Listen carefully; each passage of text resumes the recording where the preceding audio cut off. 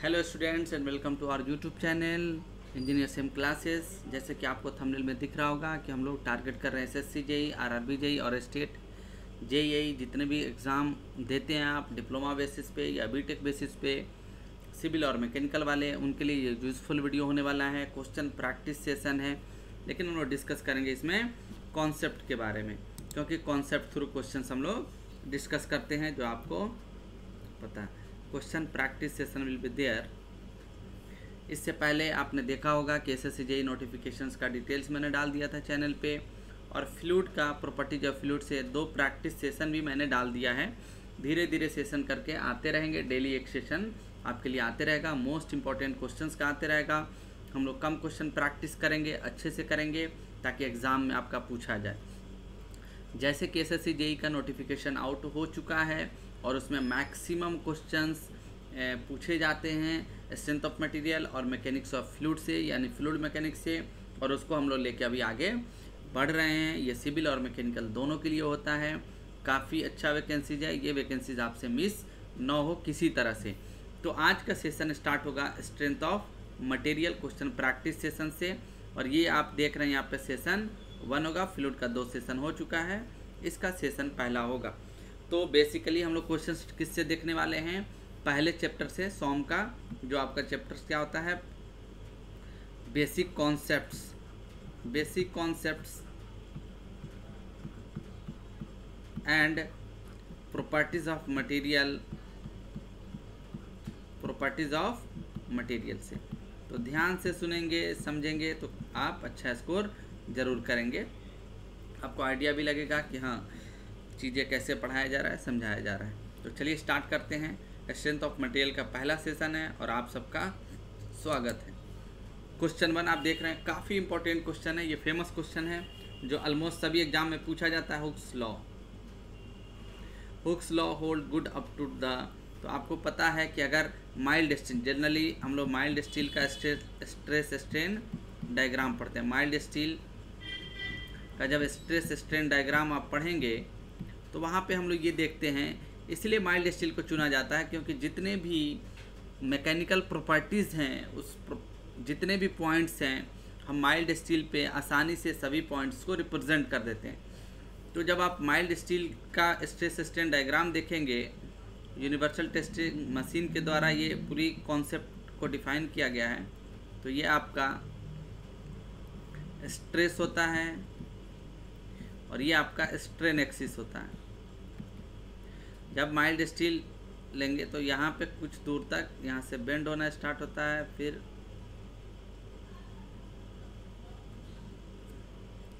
ये पॉइंट होता है। तो इस point just before the neck, just before the curvature, आप इस पॉइंट को क्या कहते हैं, मान लीजिए ये ए पॉइंट है। आफ्टर डैट ये मान लीजिए बी पॉइंट है, यहाँ पे ये बी पॉइंट है, ये सी पॉइंट मान लीजिए आप, ये डी पॉइंट है, यहाँ पे ई पॉइंट है, और यहाँ पे ये एफ पॉइंट है। सभी प्रॉपर्टीज़ को हम आसानी से यहाँ पे रिप्रेजेंट कर सकते हैं। अगर आपको माइल्ड स्टील का स्ट्रेस स्ट्रेन डायग्राम का कॉन्सेप्ट क्लियर है तो मैक्सिमम प्रॉपर्टी जो होगा, मैकेनिकल प्रॉपर्टीज़ इस पर डिफाइन है, जैसे resilience, toughness, creep, maximum energy, strain energy, everything will be define on the stress strain diagram. तो हुक्स लॉ क्या कहता है, इस पॉइंट को आप कहते हैं point A is called proportional, proportional limit कहलाता है, प्रोपोर्शनल लिमिट कहलाता है। बी आपका क्या है, elastic point, just after proportional limit, elastic point कह दें या इलास्टिक लिमिट भी कहलाता है। सी आपका जो है अपर इल्ड पॉइंट है, upper yield point. And now the D is the lower yield point, जहाँ पे इल्डिंग स्टार्ट होता है। ये क्या होता है, अल्टीमेट पॉइंट, अल्टीमेट पॉइंट। और एफ क्या है आपका, फ्रैक्चर पॉइंट। ये आपका फ्रैक्चर पॉइंट कहलाता है। तो माइल्ड स्टील का स्ट्रेस स्ट्रेन डायग्राम यहाँ पे हम लोगों ने देखा और समझा। तो बेसिकली हुक्स लॉ क्या होता है, एक लीनियर रिलेशन एस्टैब्लिश करता है। लीनियर रिलेशन एस्टैब्लिश करता है किसके बीच, स्ट्रेस और स्ट्रेन के बीच, स्ट्रेस एंड स्ट्रेन। तब तो आप कहते हैं up to the Hooke's law is valid only for the elastic point. अगर यहाँ पे ऑप्शंस में देख रहे हैं कि ऑप्शन है यील्ड पॉइंट, बी है इलास्टिक पॉइंट, सी है plastic limit and now D is the none of this. अगर यहाँ पे आप देखें तो इन जनरलाइज क्वेश्चंस आंसर क्या होगा इसका, प्रोपोर्शनल लिमिट। इन जनरलाइज वे प्रोपोर्शनल लिमिट तक होगा, लेकिन एग्जाम प्रोस्पेक्टिव से अगर प्रोपोर्शनल लिमिट नहीं दिया हुआ है तो आप सेलेक्ट कर लेंगे elastic point. Elastic point and proportional limit और इलास्टिक लिमिट और proportional limit is very close to each other, बहुत एक दूसरे के क्लोज होता है। तो आप एज्यूम कर लेते हैं if the proportional limit is not in option the Hooke's law is valid up to और holds the good up to the elastic limit. I hope आपको समझ में आ गया होगा। अगला क्वेश्चन देखते हैं, question number 2। If the radius of wire is stretched, कह रहा है कि अगर रेडियस ऑफ वायर को, एक वायर है जिसे आप खींच रहे हैं, suppose this is the wire, this is the wire and now wire is to be the stretched. आप खींच रहे हैं, इसको आप स्ट्रेच्ड कर रहे हैं, खींच रहे हैं बाय अ लोड। आपने यहाँ पे लोड लगा दिया, मान ले P is the application of load on the wire, load double then its Young's modulus of elasticity. कह रहा है if the radius of wire is stretched by a load is double. मान लीजिए कि इसका पहले रेडियस r था, अब स्ट्रेच्ड करने के बाद इसका रेडियस क्या हो गया, 2r हो गया, डबल हो गया। तो कह रहा है मान लीजिए कि यंग्स मॉडुलस को आप जानते हैं, मॉडुलस ऑफ इलास्टिसिटी भी हम लोग कहते हैं, मॉडुलस ऑफ इलास्टिसिटी भी कहा जाता है। अब अगर मॉडुलस ऑफ इलास्टिसिटी की बात करें तो यहाँ पे इसे कैपिटल ई से इंडिकेट करते हैं, इसे यंग्स मॉडुलस भी कहा जाता है, यंग्स मॉडुलस भी हम कहते हैं। क्लियर है, मॉडुलस ऑफ इलास्टिसिटी। तो अगर आप ये मान लें कि अगर ये वायर होगा तो किसी ना किसी मटेरियल का बना होगा, मटेरियल का बना होगा। अब इस कोई भी मटेरियल हो, चाहे इसकी डायमीटर r हो, 2r हो या 3r हो, क्या इसका प्रॉपर्टीज चेंज हो सकता है? Property will never change. आप क्या कहेंगे, property will never change. Property कभी भी चेंज नहीं कर सकता है। यानी आप कहेंगे मॉडुलस ऑफ इलास्टिसिटी और Young's modulus is the property of material. क्या है? Is the property of material. It do not depend upon the applications of load. If the radius is r or 2r or 3r or nr, it is independent of the dimensions. It only depend upon the properties. Hence the modulus of elastic आप क्या कहेंगे, ये Young's modulus remains unaffected, ये change कभी नहीं होगा। Okay, now the next question, question number 3। Stress strain analysis is conducted to know which of the following properties of material। Stress strain diagram, इससे पहले वाले क्वेश्चंस में मैंने बात किया, the only stress strain diagram is, यहाँ पे stress है अपना और यहाँ पे क्या है, स्ट्रेन है। तो मैंने बोला कि generally mild steel is taken as for example to analyse the mechanical properties of material. तो जैसे आप यहाँ पे सभी पॉइंट, जैसे आप देखेंगे, जैसे स्ट्रेस स्ट्रेन डायग्राम हम ड्रॉ करेंगे यहाँ पे, तो हमें क्या मिलता है, ये सारे पॉइंट्स हैं, ये सारे पॉइंट्स हैं। अभी आपने देखा लोअर, अपर, इलास्टिक, प्रोपोर्शनल, अल्टीमेट और फ्रैक्चर, उसमें हम नहीं जाते हैं। देखते हैं कि यहाँ पे अगर हम बातें करें जितने भी मैकेनिकल प्रॉपर्टीज़ हैं, तो हम किस तरह के प्रॉपर्टीज़ को जानने की कोशिश करते हैं, मैकेनिकल प्रॉपर्टीज़ को। यानी स्ट्रेस स्ट्रेन एनालिसिस से हम सिर्फ मैकेनिकल प्रॉपर्टीज़ को जानने की कोशिश करते हैं। The right choice will be C. अगला क्वेश्चन है, if, question number 4, if a steel member is subjected to temperature rise and likely to expand freely. क्या कर रहा है, this is question from the first chapter stress strain, और ये किससे है, थर्मल स्ट्रेस पे डिपेंड करता है। थर्मल स्ट्रेस स्ट्रेन कॉन्सेप्ट, इस पर डिपेंड करता है। अगर थर्मल स्ट्रेस स्ट्रेन कॉन्सेप्ट की हम बात करेंगे तो यहाँ से आप देखेंगे कि अगर बार फ्रीली एक्सपेंड कर रहा है, if bar is freely expand,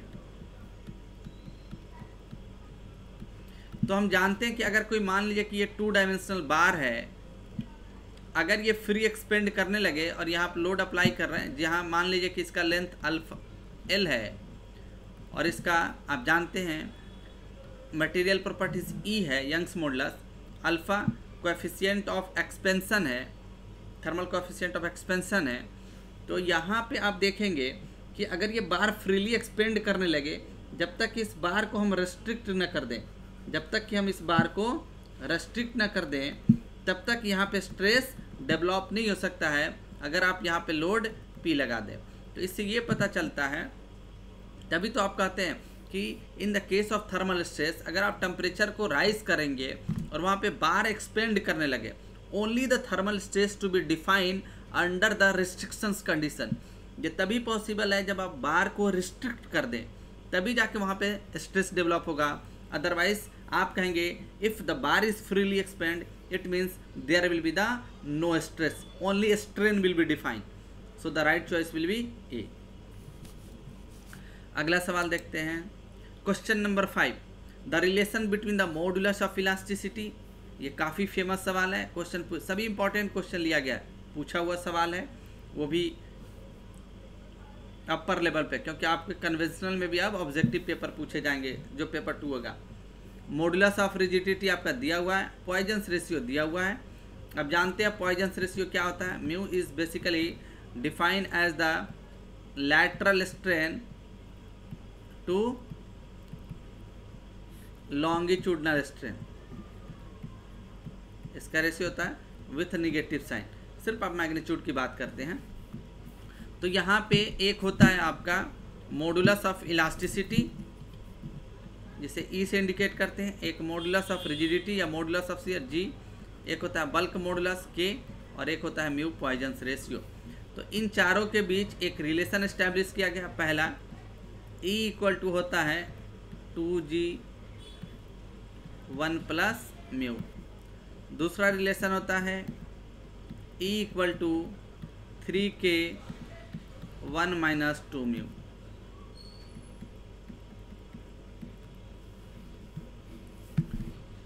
E equal to 2g1 plus nu, E equal to 3k1 minus nu, और एक होता है E equal to 9kg divided by 3k plus G. तो ये सारे रिलेशंस आपको याद रखने, इस पे नॉमेरिकल भी पूछा जाता है और ये डायरेक्ट क्वेश्चंस भी पूछ लिए जाते हैं। और एक पॉइजन्स रेशियो के रेस्पेक्ट में रिलेशन होता है 3k minus 2g divided by 6k plus 4g। तो इस रिलेशंस को पॉइजन्स रेशियो के रेस्पेक्ट में देखता है, यानी 4 रिलेशंस है, एक रिलेशंस आपको किसी ना किसी एग्जाम में मिल जाएगा। तो राइट चॉइस यहाँ से देख लेते हैं। यहाँ पे आपको दिख रहा है अगर कॉन्सेप्ट के लिए E equal to 2g1 plus nu, यानी C is the correct answer. चलिए अगला सवाल की तरफ बढ़ते हैं। Question number 6, the ratio between the change in volume and original volume. Change in volume और ओरिजिनल वॉल्यूम का रेशियो पूछा जा रहा है। आप जानते हैं इन जनरल वे स्ट्रेन की बात करें तो स्ट्रेन क्या होता है, change in dimension, change in dimension to the original dimension, to the original dimension, to the original dimension. और ये स्ट्रेन चेंज इन डायमेंशन ये एक यूनिटलेस क्वांटिटी होता है, वी ऑल नो डैट, ये यूनिटलेस क्वांटिटी होता है, यूनिटलेस क्वांटिटी है, सिंपल सी बात है। तो स्ट्रेन अलग अलग होता है, जैसे लीनियर स्ट्रेन होता है, लैटरल स्ट्रेन होता है, वॉल्यूमेट्रिक स्ट्रेन होता है। तो क्रॉसपोंडिंग स्ट्रेन डिफाइन है कि अगर लीनियर डिफॉर्मेशंस होगा यानी change in dimensions along the applications of force, that ratio is called linear strain या लीनियर। परपेंडिकुलर डायरेक्शन में होगा लैटरल।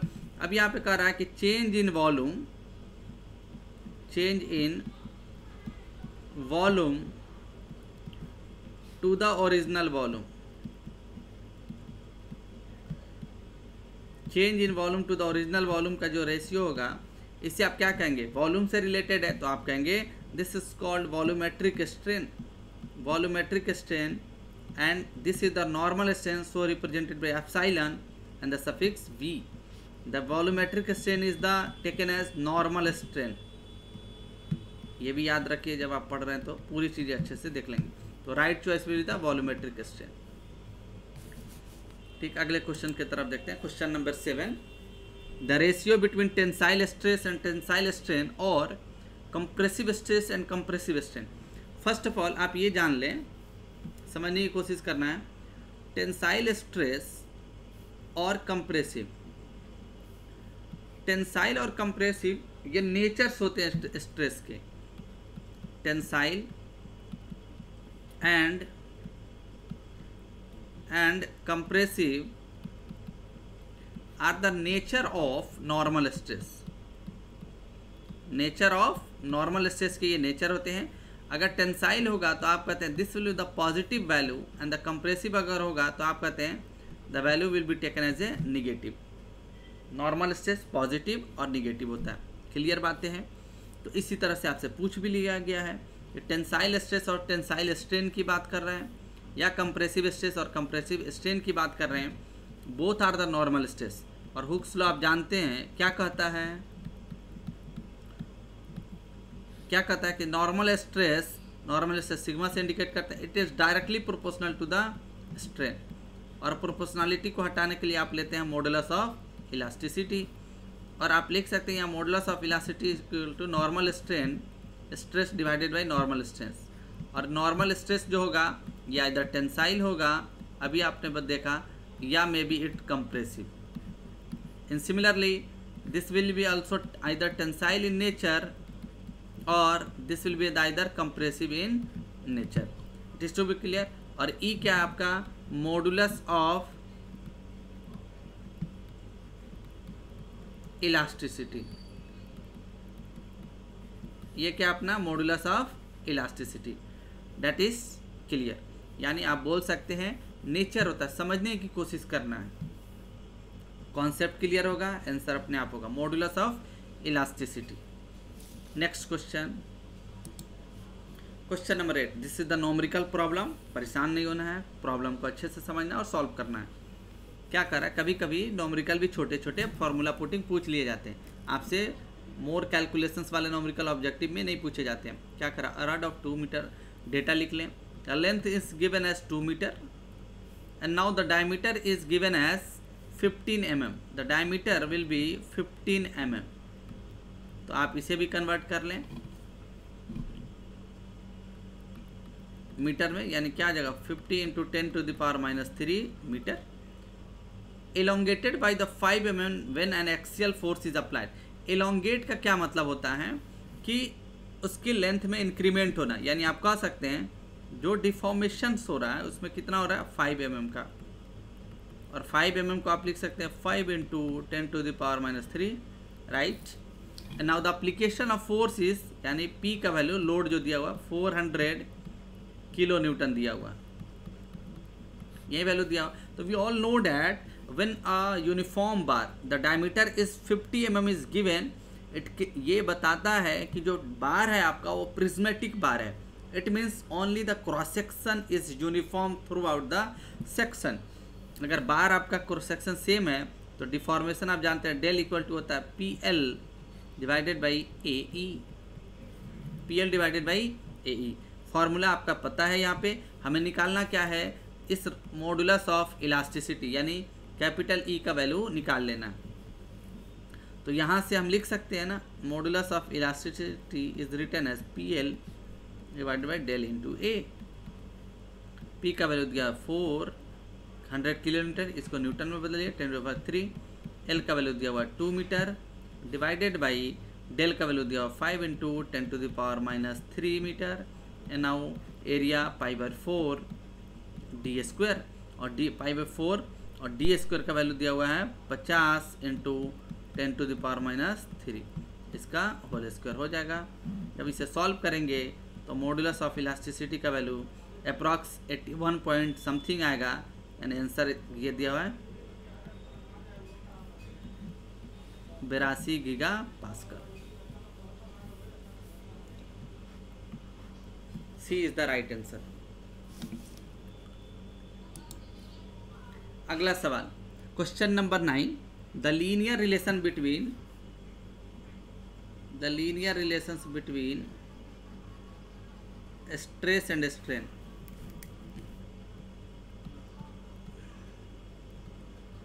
स्ट्रेस एंड स्ट्रेन के बीच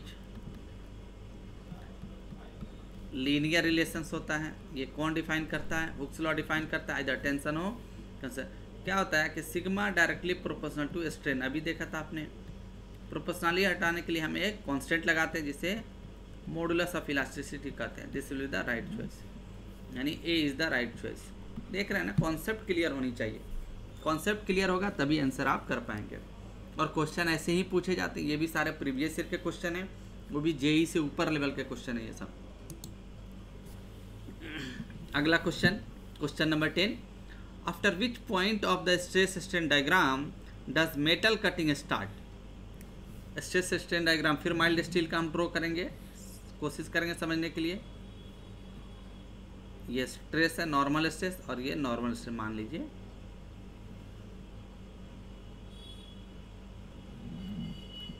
ये फ्रैक्चर पॉइंट है, ये अल्टीमेट पॉइंट है, बाकी पॉइंट आप जानते हैं। तो this will be the called fracture point. तो आपका जो मेटल कटिंग स्टार्ट होता है वो फ्रैक्चर कटिंग से ही स्टार्ट होता है। The metal cutting start from the fracture point. तो right choice will be the fracture point. अगला सवाल देखते हैं, question number 11, which of the following statement is correct. कौन सा स्टेटमेंट आपका करेक्ट है, इसको समझने की कोशिश करना है। Following statements will be correct. ये तभी इस तरह के क्वेश्चंस का आंसर कर सकते हैं आप जब आपके कॉन्सेप्ट बिल्कुल क्लियर हो। The stress is the pressure per unit area. क्या ऐसा होता है? बिल्कुल नहीं होता है, प्रेशर के जैसा नहीं होता है। The stress is developed due to the internal resisting forces and pressure is defined as a external normal forces. The strain is expressed in mm। क्या स्ट्रेन को mm में रिप्रेजेंट किया है? तभी all know that strain is a dimensionless quantity. तो इसका कोई unit नहीं होगा, ये भी गलत है। Hooke's law holds good up to the breaking point. क्या ब्रेकिंग पॉइंट तक होता है? अभी आपने देखा the only that is valid up to the proportional limit और elastic point. This will also right wrong answer. Stress is directly proportional to strain within the elastic limit. यही कहलाता है हुक्स लॉ, यानी right choice क्या अपना D है। Question number 12 की तरफ बढ़ते हैं। Temperature stress are set up in a material when. Temperature stress are set up in a material when. Temperature stress कब डेवलप होता है इसके बारे में समझना। अभी आपने देखा कि अगर बार को फ्रीली, अगर आप यहाँ देखेंगे ये थर्मल स्ट्रेस से क्वेश्चन है और थर्मल स्ट्रेस से बार बार क्वेश्चन पूछा जाता है। अगर टेम्परेचर को आप बढ़ाएं या टेम्परेचर को आप घटाएं, इस केस में ध्यान देना, अगर बार फ्रीली डिफॉर्म हो रहा है तो आप क्या कहेंगे कि जीरो स्ट्रेस होगा। Zero stress will be there when due to the temperature rise और फॉल। बार अगर फ्रीली डिफॉर्म कर रहा है तो आप कहेंगे जीरो स्ट्रेस होगा। सिंपल सी बात है। And now the another segment, bar अगर थर्मल स्ट्रेस के केस में, जैसे बार को आपने यहाँ पे रिस्ट्रिक्ट कर दिया तो इस केस में आप क्या कहेंगे? रिस्ट्रिक्ट करने पर इस केस में आप क्या कहेंगे? There will be develop a stress, thermal stress, and the thermal stress sigma T is written as E alpha del T होता है, जहाँ पे ई क्या है? Modulus of elasticity. अल्फा क्या है? Coefficient of linear expansion. और डेल टी क्या आपका? Temperature change of temperature. All right, clear है। तो ये तभी थर्मल स्ट्रेस डेवलप होगा जब आप बार को रिस्ट्रिक्ट करेंगे, ये समझ लिए। वही पूछा, temperature stress are set up in a material when bar is restricted. आप देखिएगा, if it is free to expand और कॉन्ट्रैक्ट, बिल्कुल गलत है। It is first heated and then cool, ये भी कुछ नहीं है, इसमें कंडीशन है। It first cooled and then, ये भी गलत है। It's expansion and contraction is restrained, यानी रिस्ट्रिक्ट कर दिया जाए। रेस्ट्रेंड का मतलब क्या होता है? रिस्ट्रिक्ट करना, तभी ये थर्मल स्ट्रेस डेवलप होगा। तो कॉन्सेप्ट क्लियर होगा तभी आंसर कर पाएंगे आप। तो स्टेटमेंट वाले आसानी से क्वेश्चन आप कर पाएंगे। आगे बढ़ते हैं, क्वेश्चन नंबर 13 को देखते हैं। प्रॉपर्टी से क्वेश्चन है, समझने की कोशिश करेंगे। मल्टीपल टाइम क्वेश्चन पूछा है। Property to absorb large amount of energy before the fracture point, and we know that from the mild steel diagram, this is the mild stress strain diagram for mild steel, and we know that this is called fracture point. This is called fracture point, यानी fracture point तक क्या कर रहा है? Material का ऐसा property जो fracture point तक एनर्जी को एब्जॉर्ब करे, उसे आप क्या कहते हैं? Up to that level, up to that level. अगर फ्रैक्चर पॉइंट तक एनर्जी को एब्जॉर्ब करता है तो उसे कहते हैं आप टफनेस। हम लोग क्या कहते हैं इसे? Toughness. Toughness is the property of material to absorb the energy up to the fracture point. अगर यहीं इलास्टिक पॉइंट तक एनर्जी को एब्जॉर्ब किया जाए तो इसे कहते हैं रेजिलेंस। अगर लोडिंग कंडीशंस के अंदर एनर्जी को स्टोर किया जाए तो उसे कहते हैं स्ट्रेन एनर्जी। ठीक है, तो इसके अंदर पूछा गया है टफनेस। अगर इलास्टिक पॉइंट तक एनर्जी स्टोर होगा, टोटल एनर्जी, तो रेजिलेंस होगा। लोडिंग तो स्ट्रेन एनर्जी, फ्रैक्चर तो क्या होगा आपका? टफनेस कहलाता है। तो टफनेस यहाँ दिया हुआ है, toughness will be the right answer. ये सारे क्वेश्चंस रिपीट किए गए हैं। अगला सवाल देखते हैं, question number 14। Question number 14, when a bar is subjected to push of P. यहाँ दो तरह का होता है, एक पुल होता है, पुल का मतलब खींचना होता है,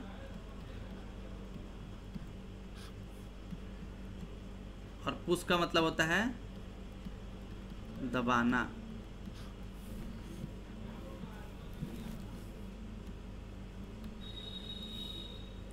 तो मान लीजिए यहाँ पे एक बार है,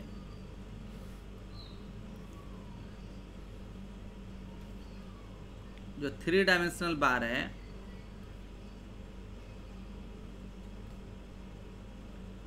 अगर ये 3D बार होगा तो आप जानते हैं इसका लेंथ होगा, इसका विड्थ होगा और इसका थिकनेस T भी होगा। तो यहाँ पे अगर यहाँ पे इसे पुश किया जाए, यानी पुश कहने का मतलब compressive force will be there, compressive load लगाया जाए। अगर कंप्रेसिव लोड लगाया जाए तो आप क्या कहेंगे कि इसका लेंथ क्या होगा? लेंथ डिक्रीज करेगा, और इसका क्या होगा? विड्थ क्या होगा? इंक्रीज करेगा। दिखेगा, अगर आप कंप्रेस करेंगे यहाँ से इस साइड से और इस साइड से, तो लेंथ डिक्रीज करेगा, और विड्थ क्या होगा? इसका इंक्रीज करेगा। Thickness will also increase. तो देख ले, लेंथ ये गलत है, ये भी गलत है। Width and thickness will be increase, तो यहाँ D will be the length decrease, D will be the right choice. तो इस तरह के क्वेश्चन आप देख लेंगे, कभी कभार पूछ लिया जाता है। एसएससी जेईई का एग्जाम बेसिक ही पूछता है प्री में, ऑब्जेक्टिव हुआ है तो इस बार थोड़ा सा मेंस में टफ क्वेश्चन पूछेगा। क्वेश्चन नंबर 15 को देखते हैं। For a given material Young's modulus is given as इतना,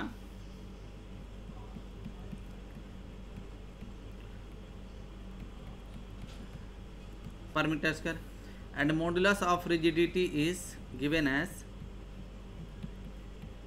80 giga newton per metre square. इसे आप लिख सकते हैं 200 गीगा पास्कल भी, यानी 1 Newton per metre square equal to क्या होता है? 1 पास्कल। ठीक है, ये आपने लिख दिया। तो हमने रिलेशन अभी देखा था, E इक्वल टू होता है 2G1 प्लस म्यू, जहाँ पे म्यू क्या है? पॉइजन्स रेशियो, और पूछा यही भी है। तो यहाँ पे लिख सकते हैं ना E इक्वल टू 200 2 गुने 80 1 प्लस म्यू, यानी 200 गुने 160 1 प्लस म्यू। ये से ये कटा, 4 पचे 20, 4 चुका 16, डिवाइड करेंगे वैल्यू आएगा 1.25 equal to 1 plus mu. Now the mu is 0.25, generally mu का वैल्यू 0.25 आता है। The right choice will be the C. आसान है फॉर्मूला, अगर आपको पता होगा तो बाकी सब चीज़ें आसान हो जाएगा आपके लिए। तो जैसे कि आप देख रहे हैं, आज हमने सेशन देखा किसका, स्ट्रेंथ ऑफ मटेरियल का, जो काफ़ी इंपॉर्टेंट सब्जेक्ट होता है सिविल और मैकेनिकल के लिए, और ख़ास करके SSC JE state JE prospective से आपका एसएससी जेई का एग्ज़ाम अक्टूबर मिड तक होना है। डेट आ चुका है, अक्टूबर में कभी भी हो सकता है, पॉसिबिलिटी है कि मिड अक्टूबर में आपका पेपर होगा। तो आपको सही से पढ़ना है, सही से प्रैक्टिस करते रहना है, और चैनल को सब्सक्राइब भी करना है, शेयर भी करना है अपने दोस्तों तक, ताकि वो भी जुड़े। हम लोग धीरे धीरे करके छोटे छोटे सेगमेंट करके मैक्सिमम क्वेश्चंस को रिवाइज करने की कोशिश करेंगे। बाकी सेशंस भी इस पे आएगा। फिर स्ट्रेटेजी डिस्कस करेंगे, कैसे अपने सब्जेक्ट के न टेक्निकल सब्जेक्ट में स्कोर को मैक्सिमाइज किया जा सकता है। सीट ज़्यादा है, चुकना नहीं है, इस बार फोड़ देना है। तो ठीक है, फिर मिलते हैं। ये आप देख रहे हैं यहाँ पे, आपने अच्छे से देखा। तब तक के लिए थैंक यू। फिर मिलते हैं अगले सेशन में। अगला सेशन भी आपका सोम का सेशन 2 आएगा, जो आपके लिए कॉमन होगा। तो पूरी डिटेल से हम सही से चीज़ों को समझेंगे। तब तक के लिए थैंक यू।